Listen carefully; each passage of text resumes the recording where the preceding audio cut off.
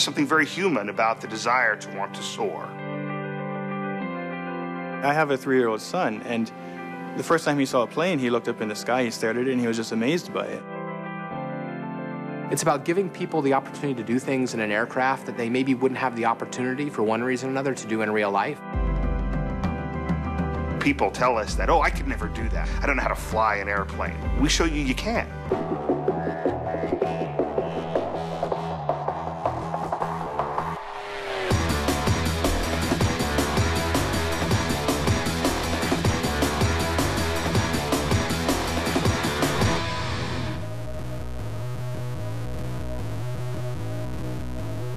Building an aircraft for flight is very close to building an actual aircraft. We can take 700 to 800 photos of just the exterior alone, and then another 400 to 500 photos of the interior. The most important thing for me, for the end user, is to be able to nail the visuals. Make sure the aircraft feel as realistic as possible.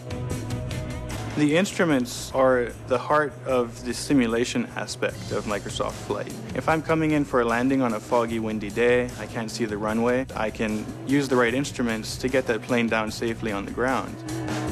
We've got our roots in Flight Simulator. We want to pull parts of that legacy forward. And if the cockpit isn't for you, you can still have a great experience flying the plane from the outside. The sounds of the aircraft model in particular are taken from that actual aircraft. The switches, any motors, anything that's idiosyncratic to that aircraft.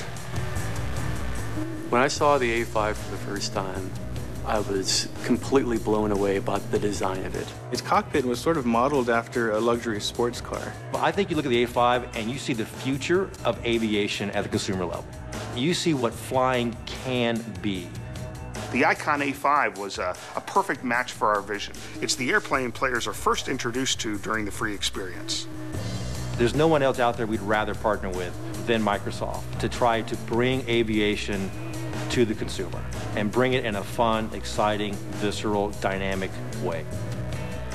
The level of attention to detail that Microsoft gave to this project absolutely stunned us. We work very closely with Microsoft to make sure that every detail that's in the game is representative of the actual airplane.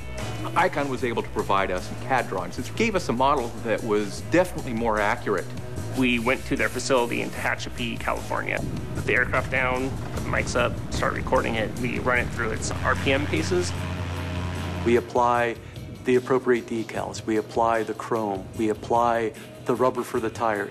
Everything that makes it feel like a real aircraft.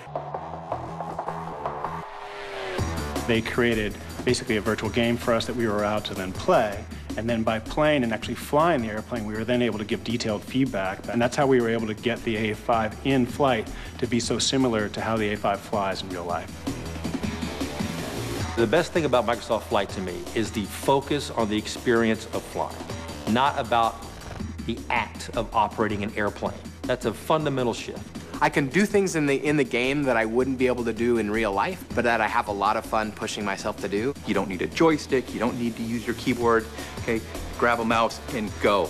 Let your imagination manifest itself. I mean, let the dream of flying become real.